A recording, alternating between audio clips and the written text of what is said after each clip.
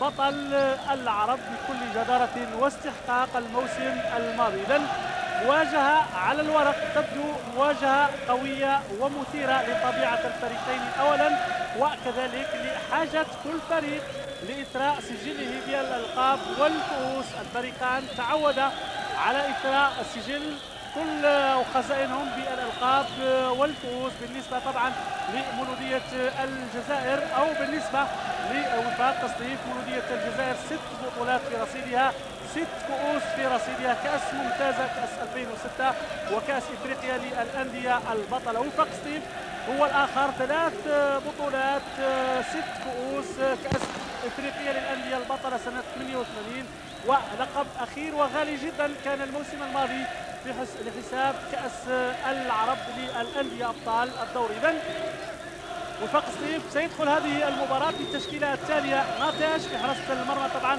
بغياب الحارس الأساسي حجاوي، دلهون، يخلف، عيفاوي، زدان، بن شادي، مؤمن، لموشية، جديات، زيايا، وطويل. المدرب هو السيد نور الدين سعدي. الاحتياط طبعا سنتكلم عليه فيما بعد. مولودية الجزائر ستدخل هذه المباراة بالتشكيلة التالية: طبعا تاريخ التأسيس 1921 من بين أعمدة النوادي الجزائرية. ومان كحارس أساسي في المباراة: حسني، بابوش، قدور، قالول، بالقايد، باجي، خضري، بالغماري، يونس، وبوغاش. المدرب هو الإيطالي فابرو انريكو. الذي ستكون مباراة مولودية الجزائر وفاق قسطيف هي الأخيرة بالنسبة لهذا المدرب، في حين ثلاثي التحكيم سيكون مغاربي: عواز الطرابلسي، تونسي الجنسية، 38 سنة، دولي منذ 3 سنوات. المساعد الأول ناصر صادق، مصري، 36 سنة، دولي منذ 5 سنوات. والمساعد الثاني وفؤاد المغربي من ليبيا، طبعا ناصر صادق من مصر، فؤاد المغربي من ليبيا هو الآخر، دولي منذ سنة 2035 سنة العمر. الحكم الرابع هو الجزائري الدولي حمودي جمال. إذن مباراة ينتظر منها الكثير، لكن الفرصة ستكون مواتية للشباب لأن يقدموا ما عليهم في هذه المباراة لإثبات مكان كل منهم في هذه التشكيلة. وبالنسبة لتشكيلة المولودية أو الوفاق، لماذا؟ لأنه فيه لاعبين شباب أساسيين اليوم. بالنسبة للمولودية نجد لاعب خضري، وكذلك نجد قدور، لاعبين في صفوف الأواسط. بالاحتياط نجد بالنسبة للمولودية بالخير، لاعب في صفوف الأواسط مستخدم من رائد وهران، يقال عنه الكثير ويملك امكانيات كثيره هذا اللاعب. كذلك نجد بارودي وبوشامه، بالاضافه طبعا الى بالعيد وخلوفي في اول استدعاء له، وكذلك سيدي، بينما الحارس الثاني هو بن حمو. بالنسبه لاحتياط وفاق قسطيف: معيزه، رحو، اليكس، جابو، دفنون، وبن زايد الحارس الثاني. الغيابات للجمله طبعا سنتحدث عنها في وقتها فيما بعد باكثر تفاصيل واكثر دقه بالنسبه لاسباب غياب عدد من اللاعبين. اذا جمهور قليل يحضر هذه المباراه والانطلاقه لصالح الفريق وفاق قسطيف. الانطلاقه الاولى هي بالنسبه لفريق وفاق قسطيف، وكره من جانب الوفاق على الجهه اليسرى. جديات في هذه الكره، تمريره ثم العوده الى الوراء. موجود يخلف، لكن طويله اماميه في وسط الميدان لفريق المولوديه. طبعا أرضية ثقيلة وثقيلة جدا وصعب ممارسة كرة القدم. بينما هذه الكرة بن شادي يوصل على الكرة، ربما الحل إلى التماس، مبدأ الأمان، لكن الحكم المساعد يشير إلى مخالفة بفائدة اللاعب بن شادي. قلت بداية الأمور مفهومة طبعا، خاصة الظروف المناخية. يخلف من هذه الكرة في اتجاه زيايا، يدخل كرة جانبية من طويل فريد، كان موجود في وضعية جيدة. كان يفترض أن نهاية مثل هذه الكرات هدف، لكن الحظ ربما ونقص التركيز في هذه اللقطة حال دون افتتاح باب التسجيل من جانب الطويل وفريق وفاق قسطيف. اللاعب يتواصل والكرة في منطقة الوفاق ولصالح لاعبي الوفاق. لموشيع الجهة اليمنى الجزائر، زدام، طويلة من زدام جهة طويل فريد، لكن تقطع الكرة عن طريق يونس في محاولة المراوغة. من هناك يونس عود الكرة دائما لصالح المولودية، مساحات واسعة بالنسبة لعناصر المولودية. بوغاش يفتح وتدخل الدفاع عن طريق العيفاوي. عاج بوغاش تبقى له الكرة، ماذا يفعل؟ عودة سريعة لمدافعي الوفاق دائما لعناصر المولودية داخل منطقة عمليات.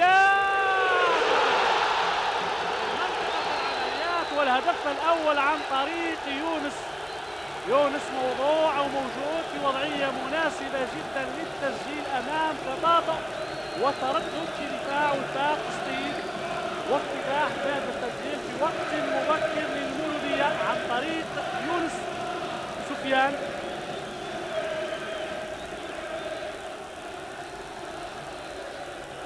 تهنئة خاصة من يونس واللاعبين لفابرو، تضامن كبير مع فابرو، قلت لي راح تكون آخر مباراة له. يونس إذا يغالط تماما الحارس ناتاش ويفتتح باب التسجيل في هذه اللحظات وهذه البداية. 5 دقائق لبداية المباراة والهدف الأول بالنسبة للمولودية. معزول وقف كورتو، لكن عودة لاعبي المولودية يبقى صراع ثنائي رغم العودة إلى الوراء من جديات. أحسن ما فعل جديات، تبادل كروي تبقى لعناصر الوفاق الصيفي من هناك على الجهة اليمنى زيايا ينجح في المراوغة، لكن الكرة كانت أسرع من زيايا. ربما عبد الملك زيايا في رأيي عنده حلول أخرى هنا. اللاعبين فريق طويل كانوا يتابعوا الكرة وربما فضل المراوغة، وهو ما يفسر احتجاجات بقية المهاجمين على كرة زيايا، لأن ربما هي أخطر محاولة من جانب يونس حسني الغماري، فيصل باجي الغماري يبحث عن المراوغة، ينجح يفتح الثاني لا من حاج بوغاش. أخطاء كبيرة مرتكبة على مستوى دفاع فريق وفاق سطيف. سهولة المرور بالنسبة للغماري في هذه اللقطة. فتح حاج بوغاش موجود على خط 5 أمتار و50 لوحده ودون حراسة، وكورته كانت جانبية بعد تدخل شجاع وموفق من الحارس ناتاش. بينما نشوف اللقطة المعادة دائما من الغماري ورأسية حاج بوغاش يصدها الحارس ناتاش محولا الكرة إلى الركنية. عدم الحديث معه.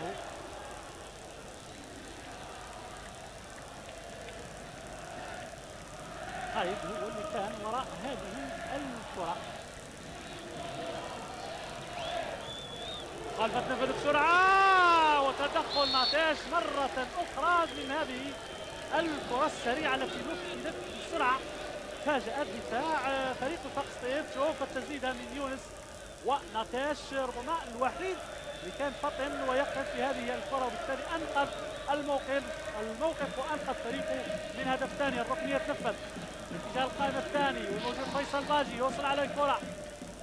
فيصل باجي يبحث عن المراوغة، أبواب مغلقة ينجح في المراوغة جميلة جدا من فيصل باجي. هذه الكرة بالقائد تصطدم الكرة بالدفاع إلى التماس. فيصل باجي في لقطة فنية جميلة جدا، المراوغة والتمريرة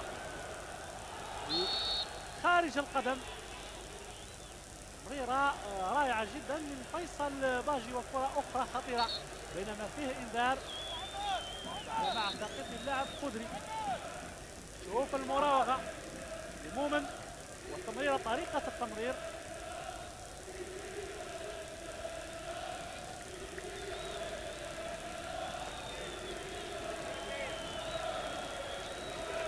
فيه تغيير. العفاوي يعاني من إصابة، يدخل عادل معيزة. إذن عادل معيزة مكان العفاوي. بابوش ورضيع منه، عودي فاق سطيف للهوم، كرة أطول منه. خضري عودي جديات، فريد طويل زيايا ربما يسدد. هذا جميلة من زيايا من طول القايد. حاج بوغاش يعود الى الوراء، ربما حاج بوغاش بالفعل ينطلق بالقايد. بابوش بوشي يفتح، وكاد ناتاش يرتكب خطأ. كاد ناتاش يرتكب خطأ بعد ما الكرة ارتدت. تبقى الكرة لعناصر المولودية. القائمة الثاني رأسية خطيرة داخل منطقة عمليات. تدخل الدفاع، تدخل الدفاع إلى الركنية، أو كرة جانبية من بلغوماري الأولى. فيصل باجي، ثم تسديدة من بلغوماري خطير جدا. بلغوماري في مباراة اليوم، بينما فيه لقطة أخرى أولى قبل هذه المباراة ممكن نشوفها، أو هذه هي اللقطة الأخيرة، أو قبلها كانت لقطة خطيرة أيضا، وأنقذ الموقف الحارس ناتاش لكن بمساعدة الدفاع. آخر كرة كانت هذه في هذه المرحلة الأولى. الحكم إذن التونسي عواز الطرابلسي يعلن عن نهاية المرحلة الأولى. المولودية تسعى من دون شك للحفاظ على النتيجة، وإن أمكن إضافة هدف أو أهداف أخرى يجعلها تفوز بهذه الكأس الممتازة في طبعتها الثانية. موشية قدام توصل الكرة مرة ثانية، يلعب على الجهة اليمنى في هذه المرحلة الثانية. جديات يحتفظ بالكرة، يراوغ، لكن قالوا لي تمكن هذه الكرة. حاج بوقاش يظل يبحث عن تمرير الجهة اليسرى، والموجود فيصل باجي خطير جدا في مثل هذه الوضعيات. ينجح في المراوغة لعادل معيزة، يفتح وهدف ثاني لبلغوماري. طريقة جميلة ورائعة جدا. قوة فيصل باجي في هذه الكرات من بعد. فيصل باجي مراوغة جسمانية جميلة جدا للاعب عادل معيزة، والتمريرة في المستوى بهدوء ببساطة. بالغمار يتمكن من إضافة هدف الثاني، جعل ناتاش يتابع الكرة وهو واقف على خط المرمى. شوف هنا الكرة من فيصل باجي، المراوغة بطريقة جيدة، ثم الفتحة مليمترية، والمتابعة من بالغماري بكل سهولة يتمكن من إضافة هدف الثاني. هي إذن كانت واضحة من عناصر المولودية في هذه المرحلة الثانية، وحدثنا عن هذا الشيء مع الثواني الأولى. مخالفة الوفاق في هذه الكرة،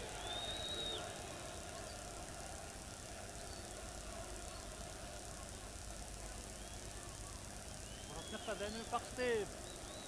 الموشية لفريد الطويل من خروج بابوش. تبقى الكرة لفاق ستيف دائما، هذه المرة على الجهة اليسرى. المراوغة خضري يتمكن من هذه الكرة. تبقى الكرة، الحكم يسمح بأفضلية الاستمرارية في اللاعب خضري. يراوغ، يحتفظ بالكرة، يبحث عن خطأ، يتحصل عن مخالفة أمام احتجاجات لاعبي الوفاق. عموما في احتجاج على قرار الحكم. شوف اللقطة المعادة، والحكم يشير إلى مخالفة بينما خضري والآخر ماهوش متعود يلعب أساسي في صفوف المولودية. تغييرات حتى الآن أتت بثمارها بالنسبة لفابرو. مخالفة فريق مولودية الجزائر داخل منطقة عمليات، لكن كرة جانبية.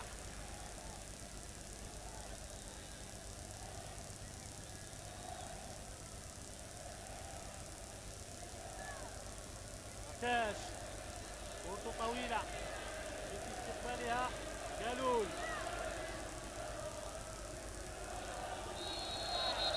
حتى يقول الحكم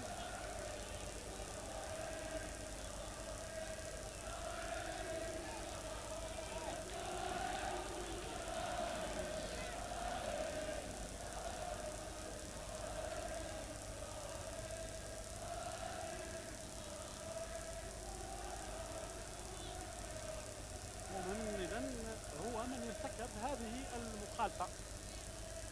تغيير آخر ثاني في صفوف وفاق الصيف. بالهوم يخرج ويعوض بجابو.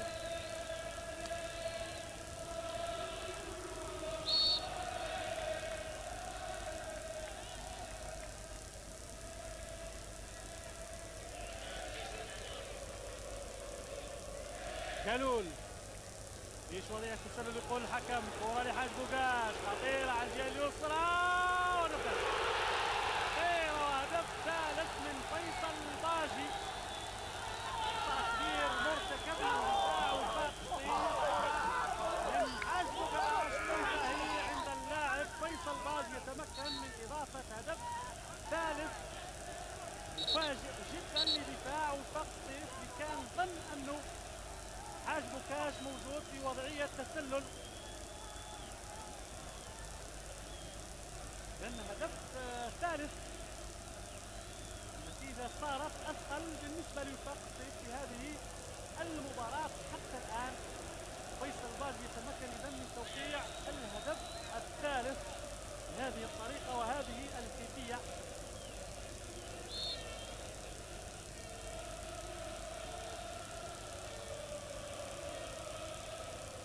عدل معيزة طويلة أمامية جلول رجع الكرة من حيث أتت اتجاه الغماري. الغماري ربما يسجل أول هدف كان سجل أول هدف مع المولودية في هذه المباراة.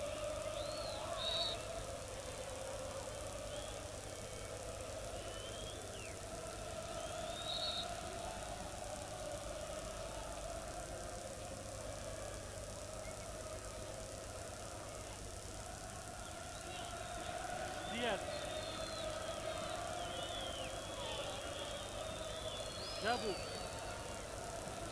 تك الكرة عجبة معاكسة مرتدة من جانب مولودية الجزائر. الغماري على الجهة اليسرى.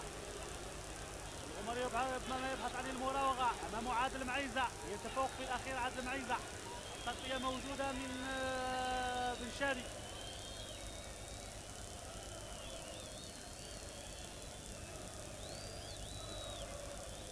أهداف كاملة بعد مرور 11 دقيقة من زمن المباراة في هذه المرحلة الثانية. ضد معتبر من الأهداف ما دام أنه ما زال التطوير في المباراة.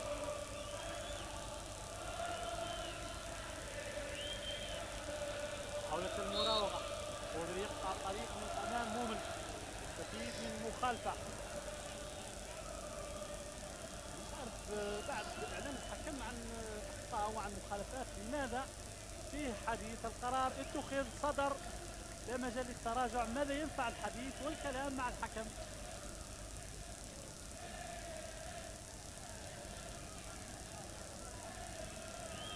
مخالفة التخطيط ومع التسديد بالفعل تسديدة قوية تصطدم بخضري اللي كان يشكل لوحده الجدار.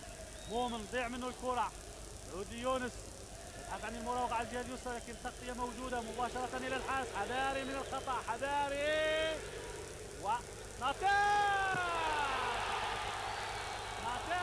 يرتكب خطأ كبير وكبير جدا بمنحه الكرة سهلة ليونس سفيان. ناتاش ما كانش يشوف في يونس سفيان في المكان اللي كان موجود فيه يونس. خطأ كبير لناتاش اللي ربما متأثر بعدم شوف الخطأ باش يمنح كرة سهلة وسهلة جدا ليونس سفيان يتمكن من إضافة هدف رابع للمولودية. النتيجة أثقل صعب جدا على الوفاق للعودة في هذه النتيجة. أتمنى فقط أن النتيجة هذه لا تؤثر على الوفاق لتنتظر مباراة عربية يوم الاثنين المقبل بملعب 8 مايو 45 ضد الفريق السعودي الوحدة. الظروف والمعطيات تختلف من مباراة لمباراة أخرى حتى سعد عدم إشراكه لمجموعة من اللاعبين الأساسيين في المباراة اليوم يعود بالدرجة الأولى لتفكير الوفاق في المباراة الأهم ضد الوحدة السعودي يوم الاثنين المقبل.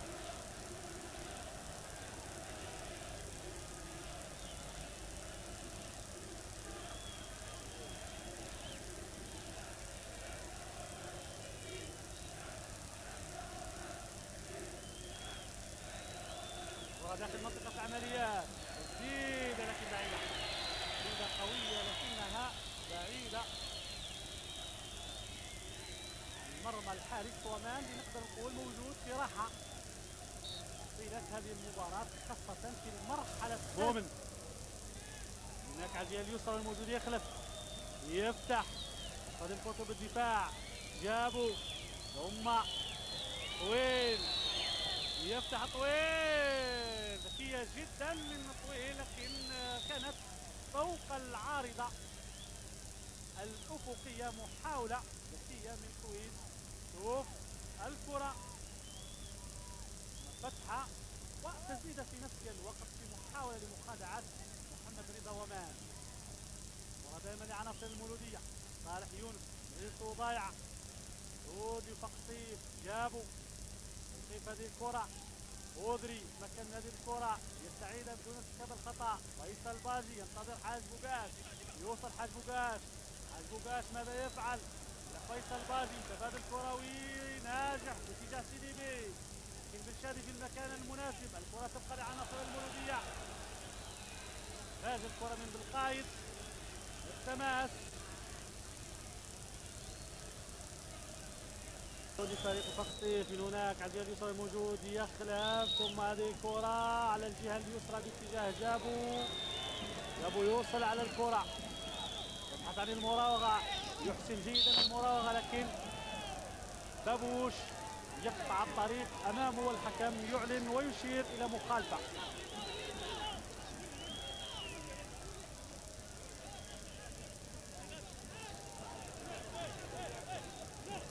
جديات أمام هذه الكرة وصعود الشادي ومجموعة من لاعبين فقطيف.